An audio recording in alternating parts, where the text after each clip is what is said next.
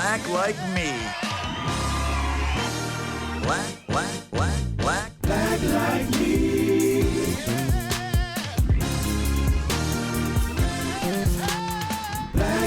me.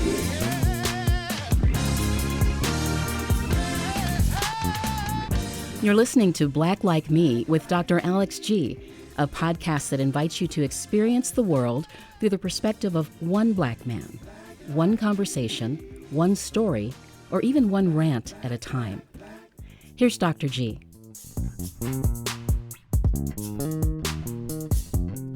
Hey, good people. Welcome to a new season. Welcome to another episode of Black Like Me with Dr. Alex G. I am still getting used to having meetings in person. I've been doing meetings on Zoom for almost the past 3 years. So it's odd looking at people in 3 dimensions. So it's really excited about being here and excited about what we're doing in this particular season. So since I've been in a real studio, I've had a couple of monumental celebrations. One has been that I've been the senior pastor at Fountain of Life Church for 35 years. I've been the CEO of the Nehemiah Center for Urban Leadership Development for 30 years. We've raised $23 million in 10 months for the Center for Black Excellence and Culture. And we've won the City of Madison's Gold Medal Award for Best Podcast in the city. So I have not only been celebrating these great monumental occasions, but I've been thinking about the journey in getting there. And so I had this idea about this particular series, or this particular season, that I would do something that's called Pass the Mic, where I would have people who have either been on my show or they work with me to ask me questions about my thoughts about leadership, my experiences about leadership, so that they get to find out what they want to know from me and capture it. And maybe, I know that it will help me to tell my story, but perhaps it will help other people in years to come to understand why or how I've done the things that I'm doing. And so I've got a very special guest that I'm going to be passing the mic to in just a little bit. Not quite yet. I've got to do some black icebreakers. But he is my executive vice president. His name is Harry Hawkins. He's also part of my pastoral team at Fountain of Life Church. Harry is a business leader. He came to Madison to take a job in retail management. His undergraduate degree focused on business. His master's degree is in Transformational Leadership from Bakke Graduate University, and he has been a great partner in my organization, and his role has really been to implement the vision. And so we've worked really closely together, and he's always thinking about leadership principles and strategies, and how do we synthesize things that we've done well so that we can pass it on to new staff. So I thought that it would be really great to sit and talk with him. So Harry Hawkins, how are you doing today? Oh, I'm doing great. I got a new jacket at Black Friday, and I'm wearing that around now because it's cold in Madison. So yeah, I'm doing good. Oh man, that's Harry. I'm so glad that you're here. I'm glad that you're doing well. Glad that you're warm. Our winter's a little different from those in Georgia. Oh, definitely. I know definitely. we have winter here. That's right. You all have windbreaker winter. We have break your back. Yes. Winter. Yes. Man, so listen, I'm going to get out of the way because today is your show. You get to host, but I just, we still have to do the black icebreakers because it's still Black Like Me. And so I'm curious, when you, now Harry's from a different generation. He's younger than I am. But when you were coming up here, did you all play the dozens or tell like your mama jokes? Oh yeah, I mean we did. Those typically always ended in fights, but yeah, we did. Yes, if you're gonna start with your mouth, you got to make sure that you can whoop somebody, or you can run fast. You can run fast, or you have a big brother, big sister, right? Because you don't want to write a check that your behind can't get you out of. And so here, I'm curious. I want to know if in your generation these your mama jokes are still around. There would be one that would get things going when I was younger, and it would be about an article of clothing, an article of shoe wear that somebody's mama would wear to church on Sunday. Do you remember talking like your mama wears this to church on Sunday? No, I don't remember. Oh my gosh, that was just my generation. Oh, this is how you get the fight started. Your mama wears combat boots to church. I don't know who made up the combat boots one, but so people my age would say, "Oh yeah," you start taking off earrings and stuff like. You said my mama not just no boots. Like your mama wear combat boots to church on Sunday. I didn't even know what combat boots were. I didn't even know that those are army shoes. Oh my God! So give me an example of a good fight-worthy your mama line when you were coming up. All right. Well, since it's your podcast, yes. I guess we can just say it. Yes. But it typically would revolve around somebody either being stupid or fat. So, like, your mom was so stupid, she thought a quarterback was a refund. Yeah, they will start there. And some people are so good at it, they can get you crying just laughing so hard. I remember it was a Comic View. Somebody said, your mama's so big, she jumped up in the air and got stuck. I was no more good after I heard that. I was on the floor because it's not just the joke, but it's the creativity behind it. And it is meant to be funny, but it often did end with somebody going to blows. Like, why are you talking about my mama got one eye? Oh my goodness. Oh my goodness. When you were coming up, Harry, maybe with all the hair care products, you all outgrew this from my generation. But was the term tender-headed used when you were coming up? Of course, yeah. Now you look like you got that good hair. Were you considered tender-headed when you were a kid? No, I didn't think so. You know, my hair has basically been short. I had slightly longer hair when I was younger. But so, it doesn't take much to comb it. So what is tender-headed? Tender-headed is when you start crying when they start combing that head. That's what so, wait, if you're real tender-headed, you start crying before they comb that head. True enough. When you see them coming with the comb, you're like, right. Because you know what's coming. And then you get popped with the comb. That's right. Stop crying. That's good. This don't hurt. This don't hurt. Mama, put some more water on it. I can make in the Afro days. They'd have a bottle of Afro Sheen. This is before Jerry curls. And they spray the water on to try to soften up the edges. And I don't know why, but old black folks used to call this area back here the kitchen. Kitchen, yeah. In the back here, they call that in your generation too. Yeah. The back here is called the kitchen. And but because my hair grew so long, that kitchen was treacherous. And so like you could like the kitchen sometimes could break teeth in combs. Oh my goodness, Harry. Okay, all right, man. That is. We want to talk about the Murray's pomade. So you use Murray's too? Oh, you have to have like brush waves. Oh my goodness. Oh my goodness. I remember trying. You got to rub it for a while. You got to rub it. So listen, if you all don't know what color is the Murray's can? It's orange. Oh, it's orange. It's bright orange. It's got a tin. You twist it. It's like car grease and Vaseline together, and you have to it starts off slow. It's like rubbing peanut butter, and then you go chicka, warm it up. Here you go, lay it down, warm it up, wave brushes, wave. And then my grandfather used to put it on his hand and hold it over the old stove to let it get heated up a little bit, and then you could brush it out, and then you'd be waving for. Oh man, that brings back memories. That really brings back memories. So no, Harry, thanks for that. I love the icebreakers because again, it shows culturally how black people bond. And recently, I was overseas with the family for the holiday around Thanksgiving, and there was someone in the airport in Heathrow, and she's black. And we're talking about something. I said to her, "Thank you, ma'am." She goes, "Don't call me, ma'am. I'm not that old." I said, "I know you're not old. I'm older than you are." And but we found out we're close to age. And she said, "Well, black don't crack." And I just started laughing. I said, "You mean even in England, black people are saying black don't crack?" And so I don't know. Did we put messages in bottles? Is it in our DNA? I don't know how we have these sayings, these adages, these wise insights. But I love the black icebreakers because it just shows some ways that we've held to culture, and culture has held us and held us together. And so you know what, Harry, I set the show up, so I'm not going to belittle the point. I really want to pass the mic over to you to ask things that you want to know about leadership through my eyes. And the only thing I think I'll just ask is start by just maybe sharing a story that gives people a chance to know maybe how we connected or why we connected or how we might have connected at a significant level. So with that being said, I'm stepping back, you're stepping up, and right. I'm putting myself on the mercy of the mic. All right, I got the mic now, everybody. Here we go.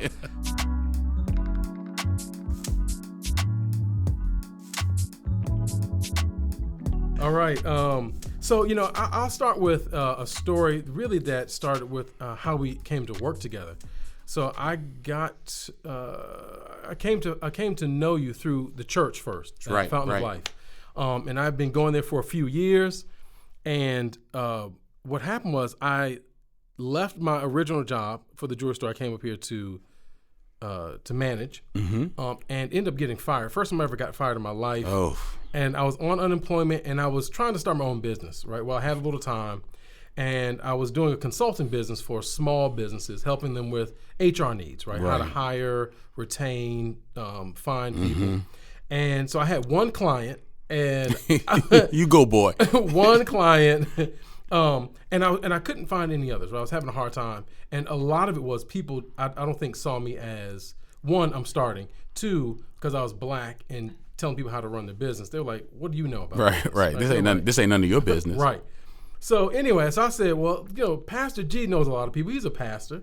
I said, I'll ask him maybe if he can just get me, 3, 4, 5 references. If I can just get in front of somebody. Look, I'll do work for free if I can just build up a little bit of a resume of this work that I'm doing. So I said, I told you my idea. I said, hey, Pastor, can we meet? I just want to, get a couple references. I remember. So I can, maybe launch this business. And he said, okay, I have an idea.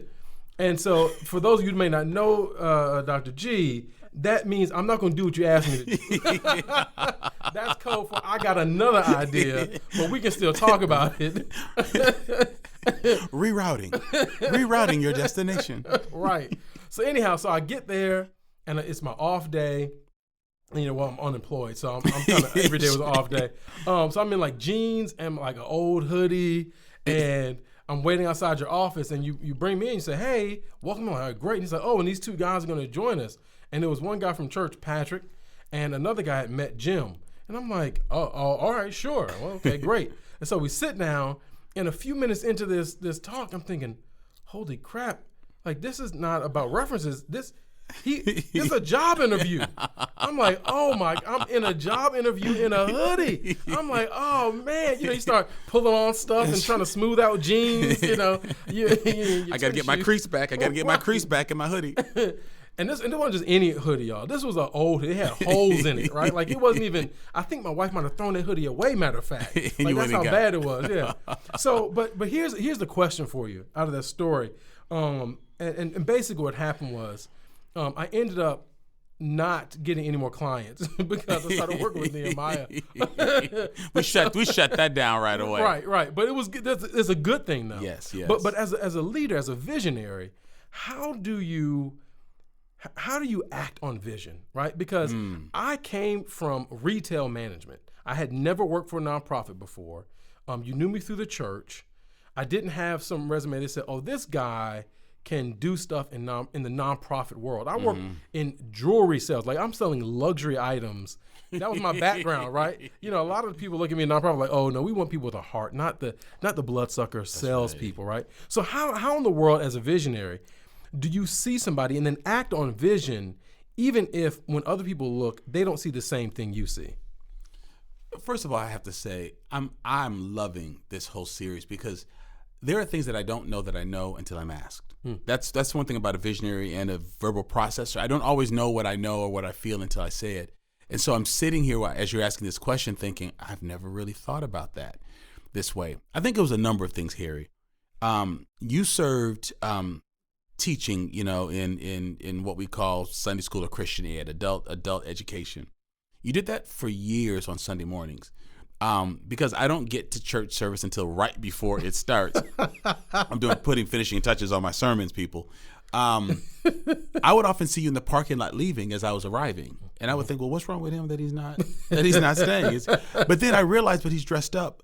Wait, he's in retail. He's going to work. And so when I realized, wait, he's here almost every Sunday. No, he's here every Sunday. He's doing this and then going to run his jewelry store. I took note of that. Didn't always think about it until I saw you. A visionary's mind is sort of interesting. I'm constantly taking in data. So when you came into the office and mentioned that you were in between jobs and you were starting your consulting business, I realized, oh, he thinks about business outside of retail or luxury items, that he's really thinking about management kinds of things. You got me into an argument with my wife, who's one of the managers at the church, because she wanted you to work as a receptionist. I was like, no, we're not gonna put a brother who used to manage, a chain of stores, a number of stores, and grow them. No, we're not gonna put him on the phones like, Nehemiah may help you. And I didn't quite know what the role would be, but I knew what it wasn't. And I knew that it wasn't being a receptionist. And I felt that in Madison, when you're not from here, to sort of quote Harold Hill and people from Music Man, but you don't know the territory, this community could eat you up. So I think what happens to me as a visionary is that I don't necessarily know what is, but I know what isn't. So my first thing was, it's funny that you said, when I say, all right, let's meet, I got an idea. I knew that it was something else, but didn't know what the something else was. So I went to get my crew to sit down and help me to discern the process. But I think as I talked with you, I saw that you were unemployed, but I also saw that you want to do something because you mentioned you're unemployed. So you said, I'll do anything. I can sweep. I can answer phones. You offered that. And so I saw a level of humility that you want to be around people doing something that was very positive. So I thought that generosity with your time was really important. Then I started remembering walking past you in the parking lot and how you would come and you would work, and then you'd work here and go to work, and you never said, hey, here I am, and this is what I'm doing. I heard about you through someone else. So you never self-promoted. So when you came into the office, things I didn't think I remembered, like in a moment's time, my head just went, and I remembered all of it in an instant and thought, I got an idea. I needed a moment to process that, to detangle it, to figure out what it was. And what I was really wondering, and I even asked the people in the room, is this a person who could help me, who could handle fundraising? Could they be over the business part of it? Could this person eventually become like my number two? Could they help to run or manage it? And Jim, who's really good at accelerating vision, said, well, let me sit in the meeting. Let's ask questions. Let's watch it. It's easier to ask people up than down. So let's just kind of watch things kind of slowly. So for me to bring other people in, like I did not remember that meeting until you said it to me. I think you mentioned it like a week or so ago, but I started having flashbacks of it. But if I brought other people in the meeting, that meant I was thinking very hard about something, and I wanted others to verify what I was thinking, that it wasn't just, let's go have some coffee and talk about this. If I brought people in the meeting, I was really trying to implement something. Sorry, that was a long answer, but for visionary, you have to catch everything you've ever saw, thought, knew, and heard about this person, and then think about the particular context that you're in and figure out, how do I find out if a person with a background in real estate who's not from this area could have the chops to work with a nonprofit like ours. And so you're asking me this question that's helping me to slow down and answer it. Usually I just do it as a reaction and don't even know what I've done to process that. That reminds me of another moment we had. Well, because initially I came in, and I think I'd like you to, there's a little bit of another part of a story that I'll add to that, and then have you speak on this part of the process too. Because initially it was you just brought me in for 3 months. Right. To do fundraising and communications, just a little taste. Right. And it was okay. That was fine, because first of all, I was like, great, this will help me out. I won't be homeless. Right. Right. So right. I was happy to do whatever, right? Just get me in the door. But I remember there was a moment where I thought I was done, because we had a meeting and I needed information from you. I needed a choice. I needed a decision. Oh, that meeting. I thought that was it, because basically everyone was like, we'll talk about this later. And I was like, no, I need an answer. And I remember thinking, you're in here with the CEO, his director of operations, and the consultant he hired to get things going. And you're telling them no. I'm like, just shut up and do what they need you to do. And I think actually somebody else was there too. There was another person. Yes. Yeah, the executive manager. Anyway, so I'm like, no, I need this. I can't move on. Yes. And I'm thinking, well, this was fun. I guess this is it. Like, they don't have to formally fire me. They can just dissolve the contract. Because at this point, it was past 3 months. Now I've lost 2 jobs. Right. In Wisconsin. So tell me about that moment. Like, what? Because in my head, I'm thinking, I probably just should have shut up here. And my goodness. I think I'm going home now, and I'm about to tell my wife, well, it was a good 4 months. It was a good run. It kept us out of the streets. That's right. I think we're finished. We still have our Georgia area code on our phone. Right. Let me call them back up. That's and see if I can get my job That's back right. at the jewelry store. You still have that odd area code. You still don't have a 608. Harry, I don't remember that meeting. Well, that's I remember something comparable where you said to me, maybe this is the same meeting. You said something to the effect of, I'm afraid that you're not going to have the confidence to make this change, and then I'm going to be stuck cleaning up this mess. And I called you. Oh, no. Remember we met at Panera's, and I said, Harry, I need to meet with you. Right. I know you said me, and I just said, you know what? I don't think this black man meant to sound like this to me. I think am I going to have to whoop his, like, what is he saying? Does he understand this is a 3-month contract? Does he understand this is my city? And so I said, okay, don't let me sound mad on the phone. I just said, Harry, can we meet? Because you're at a conference. And because you were wearing a name tag when you came. Do you remember that meeting? You came to Panera's. It was because, I take off 6 weeks in the summer. It's like right before that.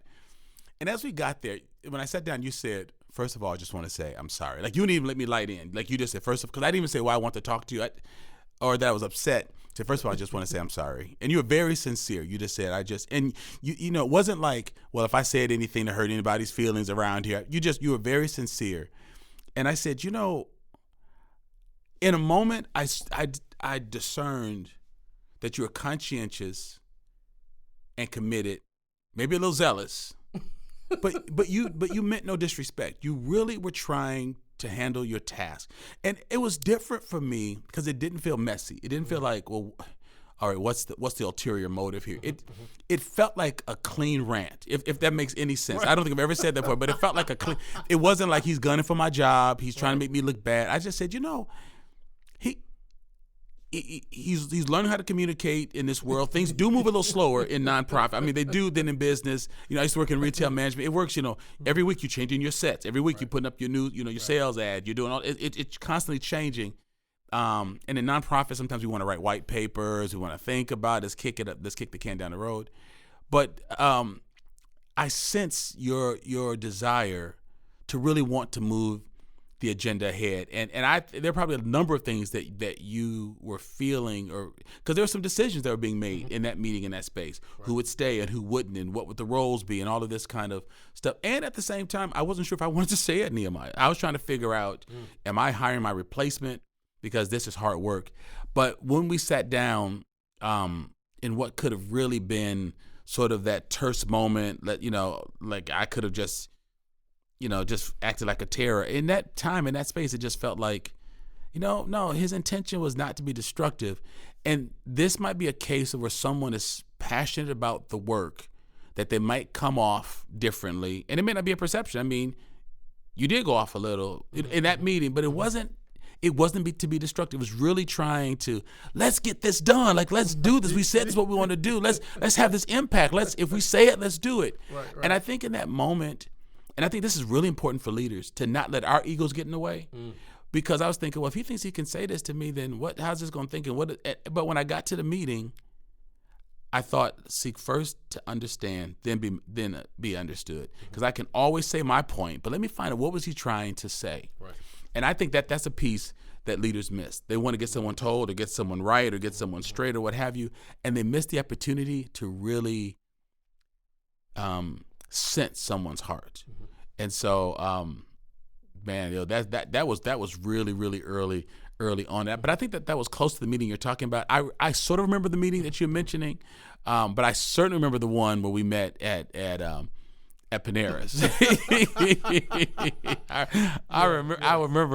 I remember that one because you had your name tag. I think it said Harry Hawkins Nehemiah. I was thinking, how much longer is he gonna be wearing that name tag? Oh my goodness, yeah, no, definitely. You know, that leads me to another question though.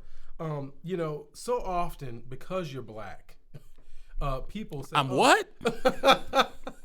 Black like me. Okay, all right, that's right. Okay. But no, and for those of you who aren't black, that's funny because we're different shades of black. I'm a little bit lighter skinned, so, you know. I was trying to slide that in there. He's trying to slide that in. You know? Dark black is in now, brother, so I don't know if you're trying to get any cool points. But listen, you see this black sweatshirt. We're going to change the name of the podcast to Real Black Like Me. Dark black like me. That's all right, light skinned brothers. We gonna y'all coming up. Your time's gonna come around again. Yeah. Look, as long as we just stay out of the trouble, we're all right. That's right. But a lot of times, you know, people will try to label you as a black leader, right? And what you're talking about has nothing to really do with blackness as much as it does deal with leadership, right? So how do you keep from being boxed in as a black leader? Sure. You know, people may not realize this, Harry, but a lot of black influencers who have left key positions in Madison have left because of that very issue. And we often laud that they were promoted to another place, another company, and we're so glad that we could give them their start here in our community. Now you pigeonholed some of the people. You know, the focus of my doctorate is in transformational leadership. It's not in black transformational leadership. It's in transformational leadership. I've been in nonprofit work for 30 years.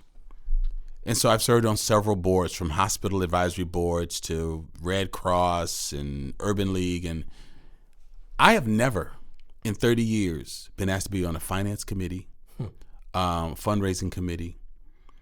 not even really a marketing committee. I'm typically on the DEI committee or community service. I'm saying that with air quotes, community service. So for 30 years, I've had to raise millions of dollars to run Nehemiah on a shoestring budget.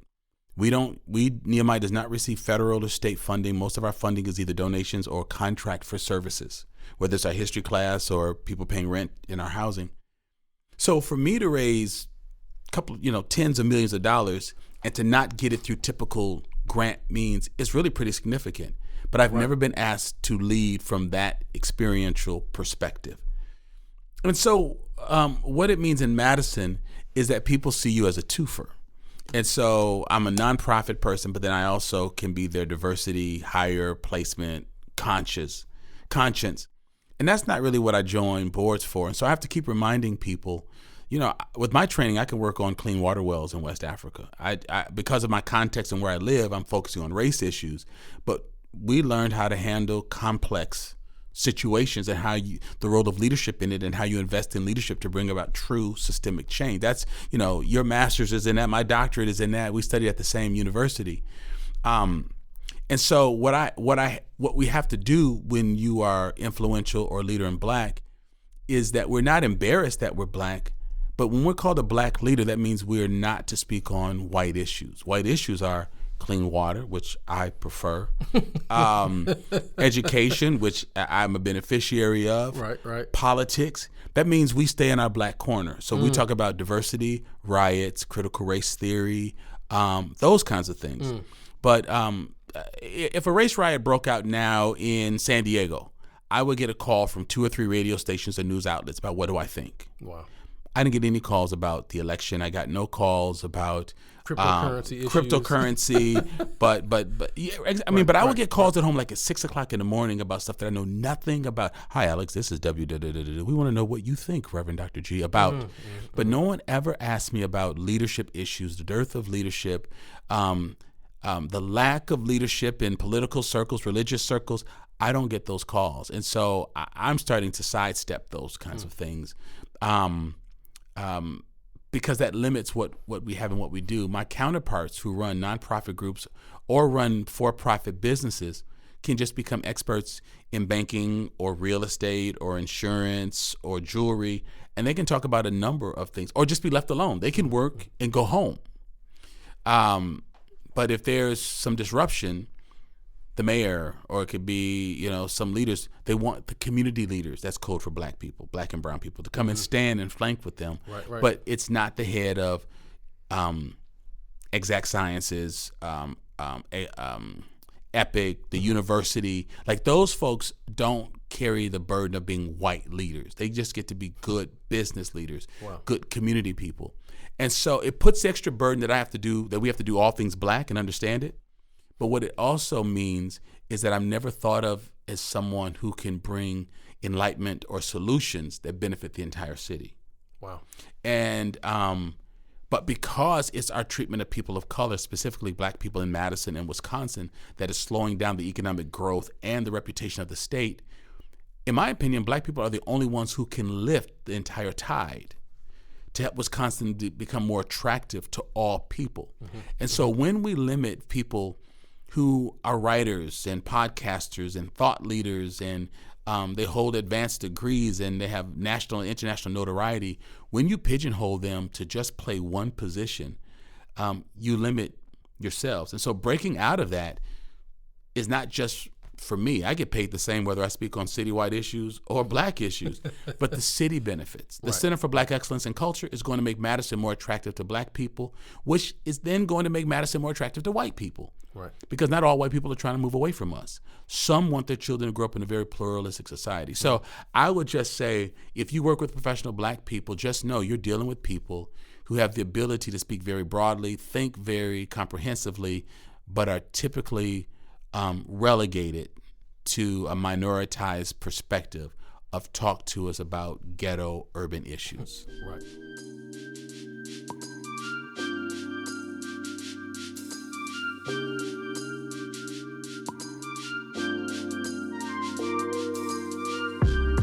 Why support Black Like Me podcast? There are very few places where Black activists and innovators can listen to and hear someone so aptly and culturally appropriately voice their concerns and dreams and aspirations and fears and illnesses and cultural commonalities.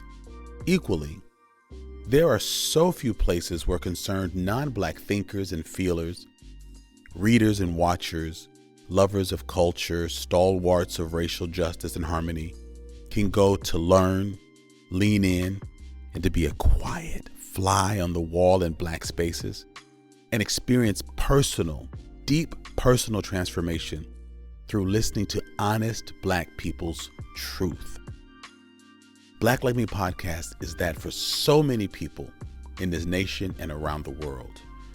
Now, while your financial support beginning at as little as $2 a month will get you access to pre-released information, updates, conversations, insights, and exclusive events, your support also affords us the opportunity to expand the quality and reach of our excellent programming in thoughtful and authentic ways to more and more people.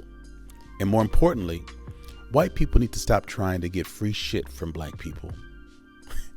All right, seriously, your financial support is a vote of confidence, and it's an enabler of vision and innovation. So why not click that link today and join the movement? I want to thank you in advance for your support and your partnership.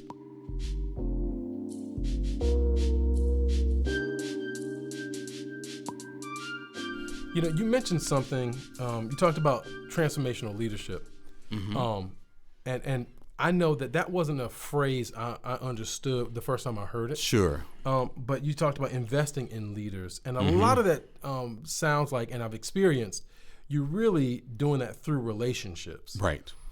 So how do you what's your process of leading through relationships? Because that might sound like to someone that's kind of a fluffy, feel-good type thing, right? But what does it mean from your perspective? How do you invest in leadership, and how do relationships play a part in that process for you? Great question. Harry, I think part of what's contributing to the deterioration, I think what's leading to the breakdown of our community is that we don't fully understand leadership. I think you and I were in a conversation recently where I said most organizations are growing employees and thinking that they're developing leaders. But if you're really growing employees, they can think in the absence of the CEO, they can act, they can grow the organization. Their perspectives are very key. If they're employees, they just toe the line and just show up like widgets or like furniture where you want them to be. And so what I've realized, and this is part of what my mentors at Bakke Graduate University taught me and taught you as well, is that community development is not bricks nor mortar. It's really people. Bricks and mortar do not change communities because people put bricks and mortar in place. Right. And so we know how to build bricks and we know how to create mortar, but why is it that we keep grooming or growing people who can't handle conflict? They can't speak their minds. They can't avoid being wishy-washy. They're temperamental. They're upset with you if you give them any constructive criticism. And so what I realized is that as a leader, as a transformational leader, my job is not to put people on my agenda, but my agenda is to help people find the agenda that makes all of us soar.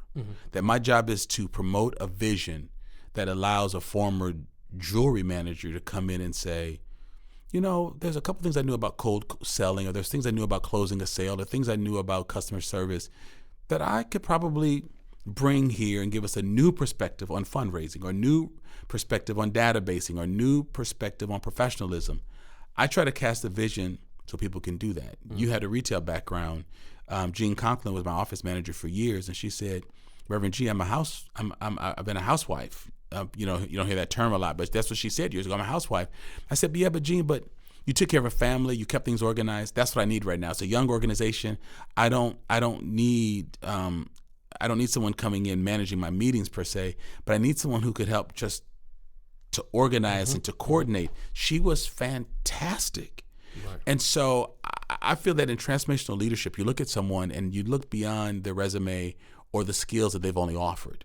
I didn't just look at the fact that she was a housewife. What made her a good housewife? She loved her husband. She loved her children. She was very conscientious. She felt that they were a reflection of her, and whatever she could do to help them would be helpful. But I also knew that she was very selfless, that it's not that she didn't have a purpose, but she was confident enough that if her children and husband looked well, then she had done a good job.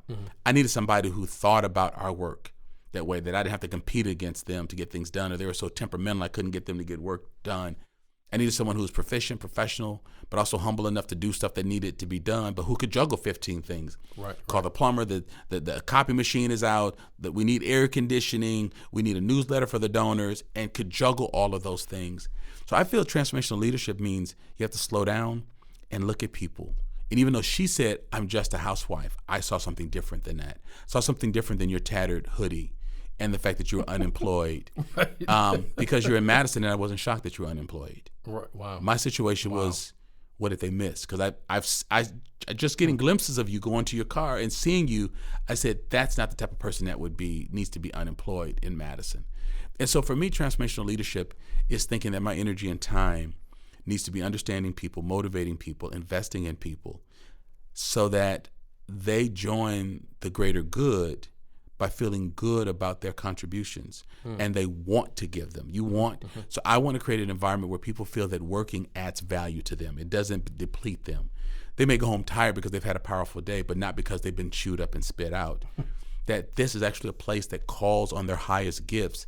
And if you got any untapped gifts, bring them to the table. Let's find out about them. Let's figure out how we bring them to the table. For me, that's almost like a puzzle. Like let's find out what you do, and let's find room for that, because if you feel seen and invested in, you bring a very missing piece to this whole tapestry of strengthening the Black community, which will then have an impact on strengthening the whole community. So for me, looking at people's story and what they contribute, like looking at folks in our reentry team who may currently be wearing ankle bracelets, or who were known as felons, and to say, I remember with one gentleman, Anthony is our vice president of strategic partnerships and reentry. And when I was getting to know him, he mentioned that even though he had a background of dealing with drugs, he never used them. And I just said, okay, why would someone sell drugs but not use them? Because I just assumed all drug dealers used them.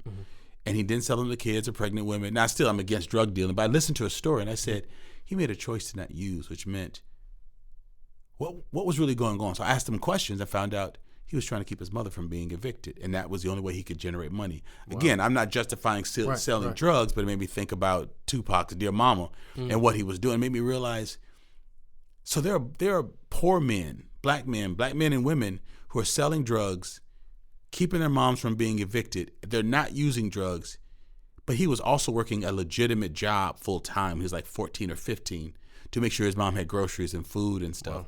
So my question was not just, well, why the hell are you selling drugs? It was, how did we miss someone who had that kind of ability, and why would we let him get in trouble? Fast forward, not only is he pardoned by the governor for those things he did, but he's on the pardoning committee. So he gets to decide who else gets pardoned. Right. I didn't see that, but I didn't see his case either. I saw something between his case and where he actually is.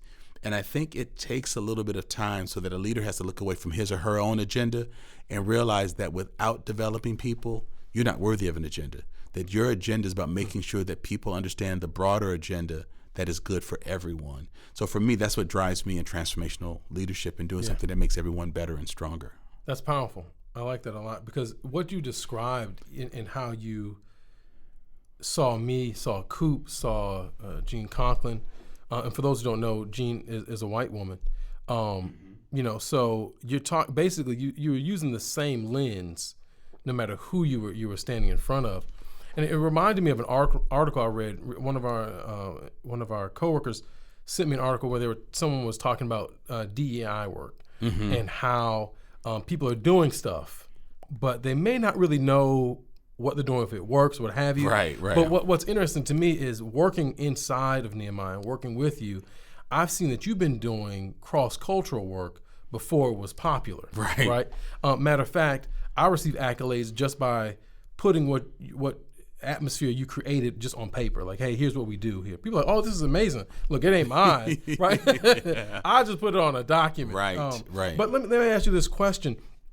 With your visionary lens on, when you think about the DE&I work that you see going on, particularly since 2020, right?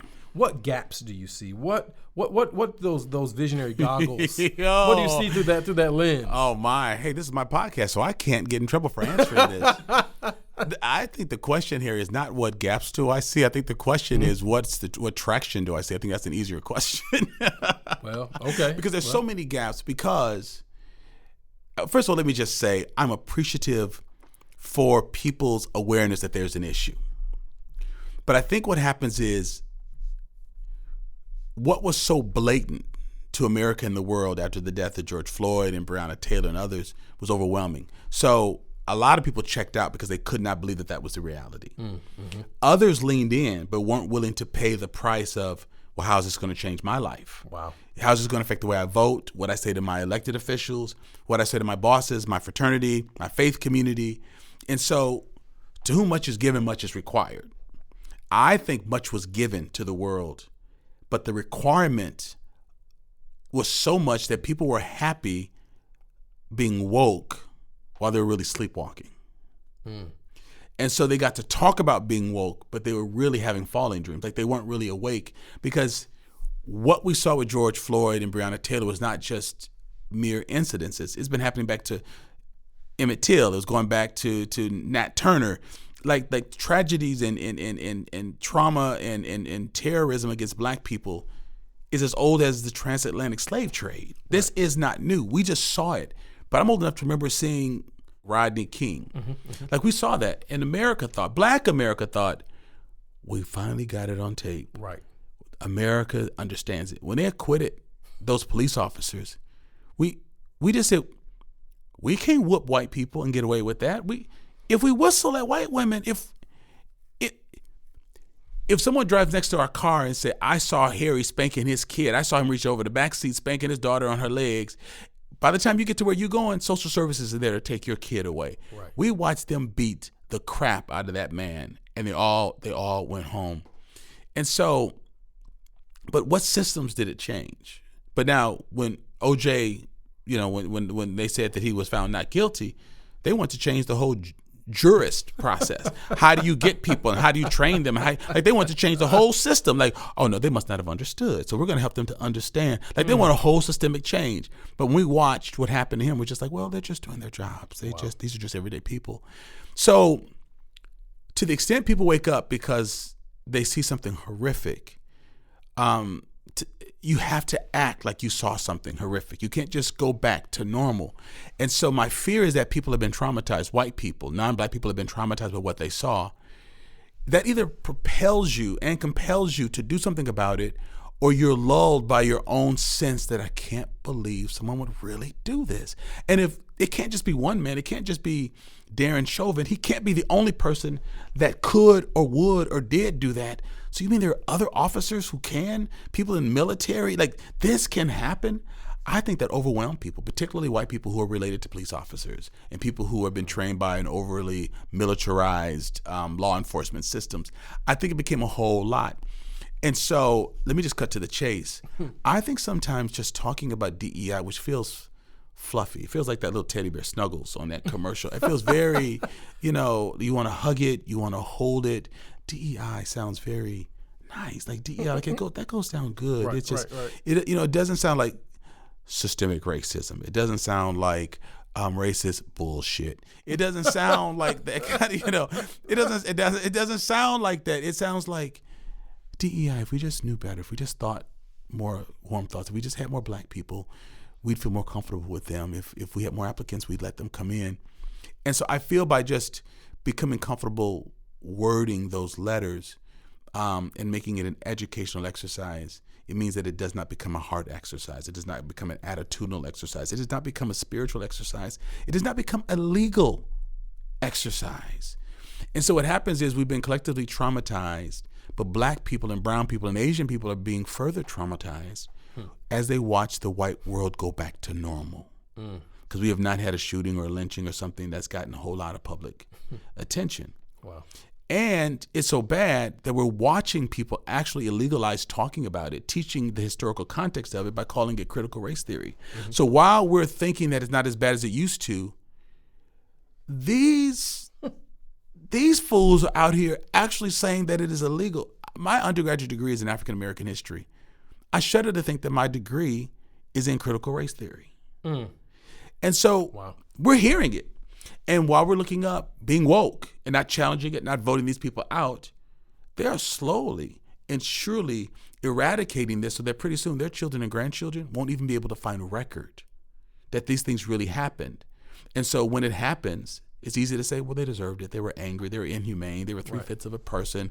You know, they were drunk. They were armed. We thought they were armed. It was a bag of Skittles, but dang, it looked just like a rifle. And so for me, the DEI work moves us away from the you and I work, that I got to get to know you and trust you and build a relationship. And but as long as I can talk about it in that cool way, I can sit in the boardroom and talk about DEI and then still go back to my cubicle and not talk to a black person. I can have all of these workshops and then live in a neighborhood and not go talk to my black neighbors because I don't want them to think I'm talking to them just because they're black. But it's okay to ignore them just because they're black. Or not even talk to your children about, do you have black friends? Or how are the black children treated? Or what do you say? Or do you hear these kinds of words and names at your school? What do you say when you do? I don't feel that it really trickles down. I feel that it's become very individualized. And so I think the DEI work is very dangerous because it makes it sound like if we just talk about it, or if we don't talk about it, if we just have training, we'll be all right. That's why I love the fact that the work at Nehemiah is really rooted in history. And I'll make sure that there's a link in the service notes because in February, we're going to be offering a U.S. Black History course, and you can live anywhere in the country or the world for that matter and still participate in this online 9-week course. Because if we don't understand historical context and how it works, we can't dismantle it. You know, when I have a friend who is a world-renowned oncologist and researcher, when, say, breast cancer is found, he wants the tumor biopsied because understanding its origin determines its treatment. You need a proper diagnosis before you set a prognosis. I feel that DEI work is a professional prognosis, and no one knows what the diagnosis is. Wow. You can't treat a cavity like it's breast cancer. You can't treat breast cancer like prostate cancer. They're different cancers. We call them cancer, but they're different. You know, I've got a relative with double breast cancer, and it's 2 different kinds of cancer. So you can't even treat them both the same way necessarily. They function differently. They feed differently. DEI is this panacea that's going to eradicate everything, and we don't even know how that everything became something. And so I just feel that if it's going to really be what it is, we need a more substantive name that really gets at it, but it's got to be rooted in history. It's also got to be rooted in grace, which we offer as well for people to admit you don't know what you don't know. If you weren't taught it, you don't know it. We don't blame white people for not knowing, but once you know that you don't know, it's your responsibility to know. But I think we have to ask ourselves, and even the many white listeners who tune in to Black Like Me, don't get all excited that your company is talking about DEI and then forget, but we haven't hired anybody Black or Asian or Latino. We're talking about DEI work, but are we using any Black vendors? So every time we have a catering, we have very nice box lunches, but we have all these. If Black people, we know Black people own funeral homes, barbershops, and catering places. We know we can make some pralines, some caramel cake, some pound cake. If we're not helping Black businesses and Black economic growth and people coming into our businesses and grow, not just come in but grow, the proof of DEI work is that Black people thrive and excel. If we're talking about it and no Black people are taking advantage of it, well, it's not helping at all. So I think that what we call DEI is a first step, but a DEI training does not a woke individual make. Yeah. We have to really understand that we have to dismantle what's been established if we're going to build something new. Now, let me ask you, because you talked about people being overwhelmed with some of the things that were going on in the world. And Nehemiah's been, it's 30 years. We just celebrated 30 years. So, because when did the Rodney King incident, was that like 92, 93? 94. 94, okay. So that was, Nehemiah was young. I was young. I got phone calls from radio stations like 6 a.m. We're going to call you back in a half hour. Please be ready to address this. Wow. So how in the world do you stay engaged with your work as a visionary leader when 2 years into your your starting this nonprofit, you have something like that happen that's very public, recorded, everyone can see it, and then 28 years in, you have another incident that's recorded, everyone can see it. Right. Like, how in the world do you stay engaged? Wow. By growing I see this as a part of my call. And so the spiritual discipline of quiet, of prayer, of faith helps me to really stay engaged. You can't just do this on your own because there's too much that you see and you hear that's disconcerting. Some of the most racist, insensitive comments that have been made to me, professional to professional, have been made from white peers and people in the philanthropic community. Not all of them, but not from racists, not from skinheads, not from the Aryan race, not from people wearing white sheets. People sitting across a table at a community meeting, some of the stuff that they would say and ask me to rubber stamp, it just made me think, did I really just hear that?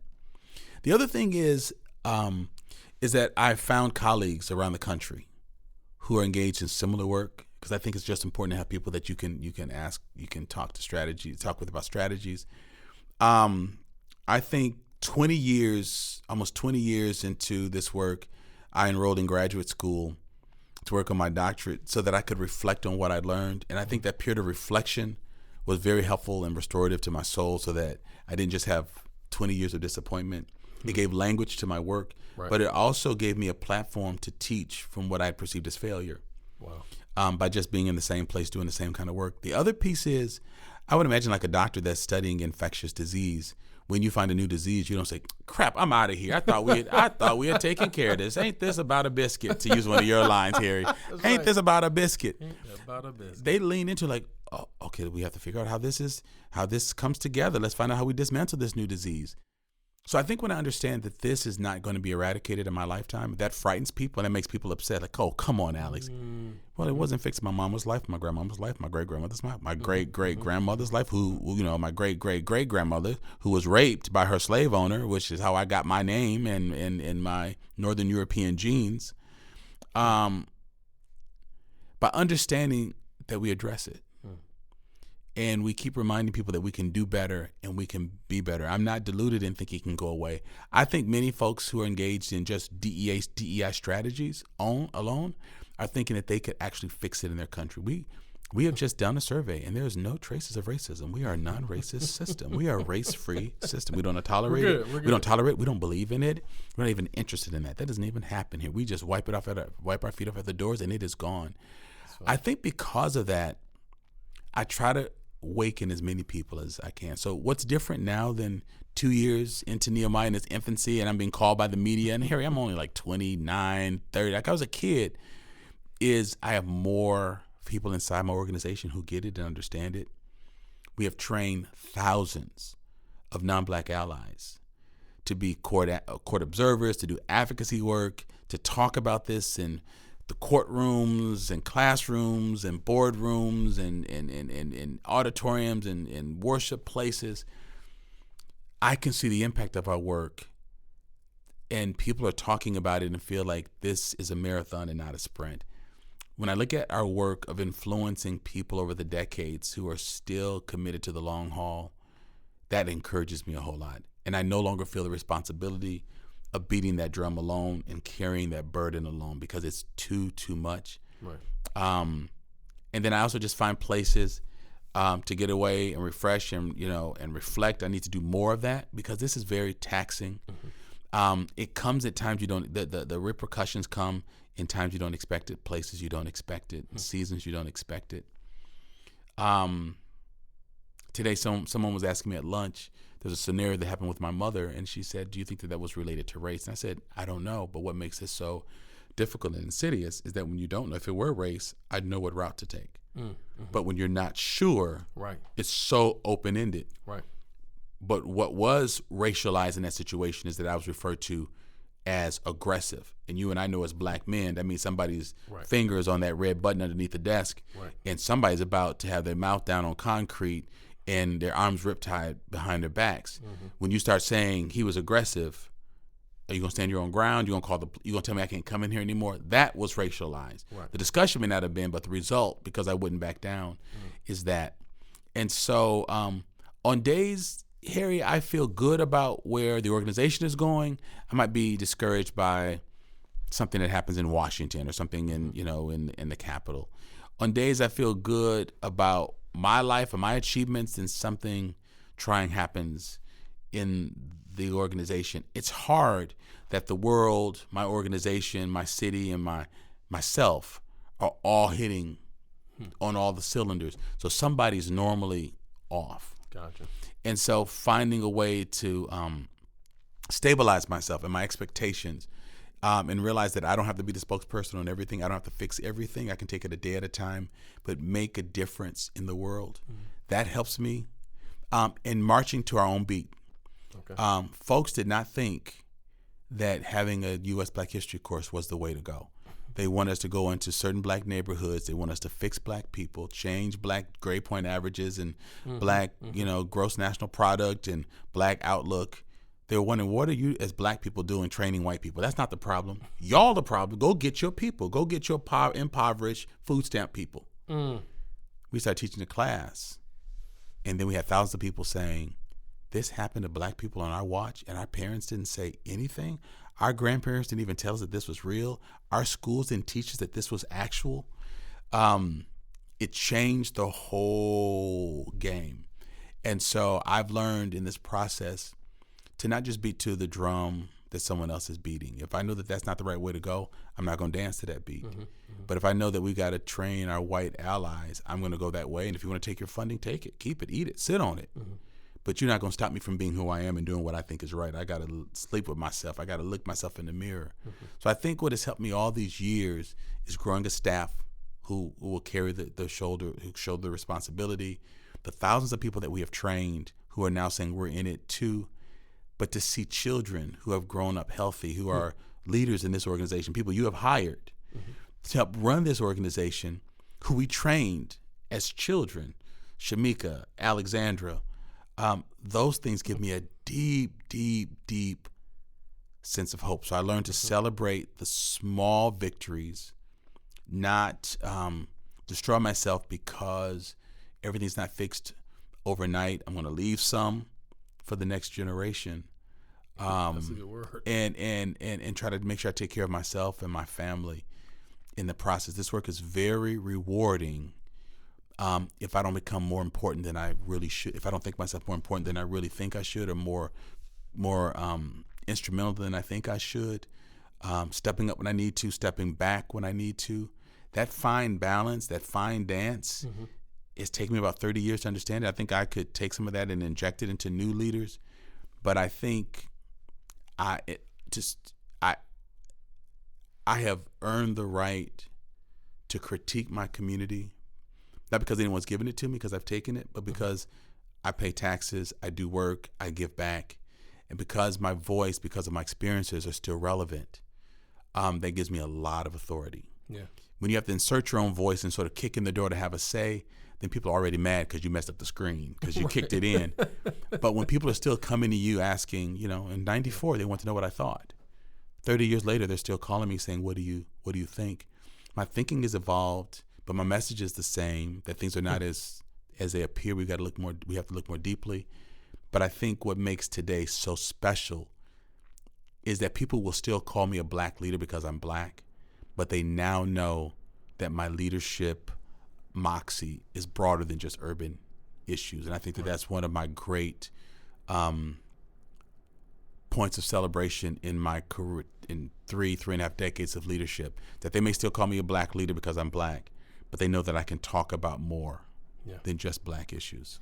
And I don't know if you were in my notes or not, but I think you answered my last question. But I'm gonna let you put an exclamation point on it, because I was gonna ask you, if you're gonna start a nonprofit like Nehemiah now, what would you do? What advice would you give?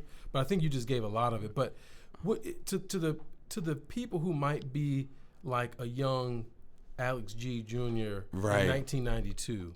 What's the exclamation point you would put on that? If they're a visionary leader, you know, what if you had to leave them with one gold nugget, what would that be? For somebody who now. Wow, that's such a good question, such a hard question. Okay, this is going to be my answer. Harry, back in 2009, I connected with some friends and ended up preaching at some churches in New Jersey.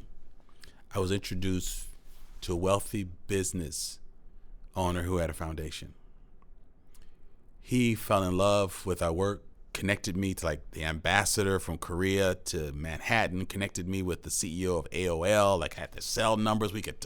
Wow. But I brought in a new level of funding and support. I was not beholden to local philanthropy. And I got to say whatever the hell I wanted to say. For the first time, Harry, and I say this in all sincerity, I was a free black man.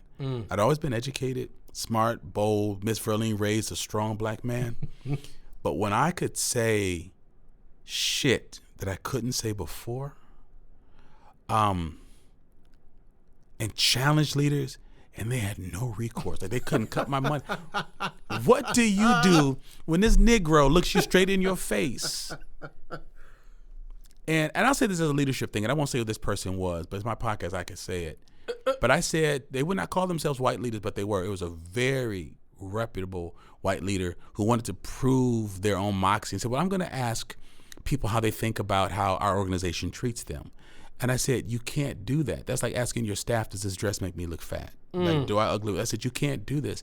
I said, you got to ask people who are not beholden to you what they really think. Well, I don't think so. I think we're further than that. I said, no. You need people who you don't control. You need people who have the freedom to say, fuck you. And in fact, fuck you. In their own home. Right. That was the last time I was invited there. It was a very nice visit up until the and Harry, unlike my sister, I don't cuss gratuitously like that. And so that was a lot for me to say that to someone who's very well noted, someone who was female, and in a very but I wanted to see what it was like to be free. I wanted to see what it was like to be a black nonprofit leader and say something that white profit leaders could say, because you don't pay my bills, you're not on my board, you're not a stockholder. My life, I drove home singing. I felt like I lost my social virginity. Like it was such a, That's funny. It was so free. Now, when I was driving home, I was driving home, I was thinking, what the hell did I just do? What the hell did I just do? What the hell did I just do? Oh, no, I'm going to get it. But I felt good. I've never told that story in its entirety. I felt like, because I'm reflecting on true leadership, I want to really say that. That's not hyperbole. I actually said that verbatim. Actually, wow. I would say that. That was the beginning. I would say to someone who's starting new, find a way to establish your brand, establish your voice, establish your message in a way that is never co-optable by power structures. Wow. Now, if they like it, they can fund it. Wow. But what I would say is I went and found some friends in New York who supported our work. And my cachet grew in Madison because it felt like when you didn't need money, you could get it. But if you were desperate for it, people made you dance. Wow. So even if you had to keep stuff small, if I had to start Nehemiah again, I would keep it small so I could say what I needed to say. Then to make it large with soft money, but then I became a house Negro. Madison doesn't need that. Wow. It needs free people who can run the field saying, it ain't right here, get out, get out, get out. And I felt that changed my voice. And even though I never said that again, what I said to that person, to another leader, I thought it. Right. And I acted like it. Right. And and I wasn't saying that just to be profane. What I was really saying was, you don't define me. Right. You can't define me. What I am here to do far outweighs your creativity, your grasp, and your control. And so if you're gonna operate in my same orbit, you can. But if you think you're gonna block me, you can't. If you think you're gonna silence me, you can't. If you think you're gonna change me, you can't. So either work with me or move out of the way. But this is a new day. And I represent a new breed of black people who don't need your approval or your money. Well, because I'm on a mission. And that was a turning point. So I would ask people, know your mission, be committed to your mission, die for your mission before you sell your mission down the river. Because they're going to give you some funding, but you got to be real quiet about it. Well, I asked for an exclamation point. I think you gave it to us. You put a dot on it with the line. All right, that was good. Oh, man, that was good. Well, thank you for this. Thank you for letting me have the mic for a little bit. And I think do I pass it back now? Wow. Is that what we do? Yeah. I need a nap or a drink or something, man. I Maybe feel both. Harry, this was exciting. And so, and just, I love that you asked the kinds of questions you would ask if you and I were sitting down on a park bench having a conversation. So, folks, you know people who need to hear this. I need you to share this. I need you to tweet this out. I need you to help people to draw in, because these are not lessons about black leadership. These are my reflections about leadership in general. So I'm loving season 8, and I got the feeling that you all are too. You're sitting in on some ultra honest and frank conversation. You might have to rewind it and say, did he just say that? Oh, I said it. And your mama wears comeback boots to church, temple, hall, ballet, Got them all. funerals. About to start a fight. Oh, man. Thank you all for your support for Black Like Me podcast. It's because of you and your support and your listenership that we continue to be the best podcast in the community, in this city. And we just appreciate the ability to draw you all in. Have a great day. Black like me. Black like me.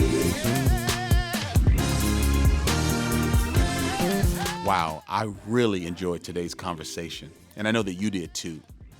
You know, with each episode, I challenge my listeners to do a number of things: to lean in, to learn, to reflect, to share, to donate, but more importantly, to act on what has inspired you in today's episode. You know, the benefit of being around for 8 seasons is that people constantly stop me and tell me how much they love the show, and they even give me ideas and suggestions about Black icebreakers. But you know, I couldn't have pulled this off alone. So let me take a moment so that I can acknowledge and thank my crew. Engineers and producers, Jeremy and Eli. Also a member of my creative team is Jakisha. The music was produced by Corey Saffold, and Marcus Fleming is on vocals.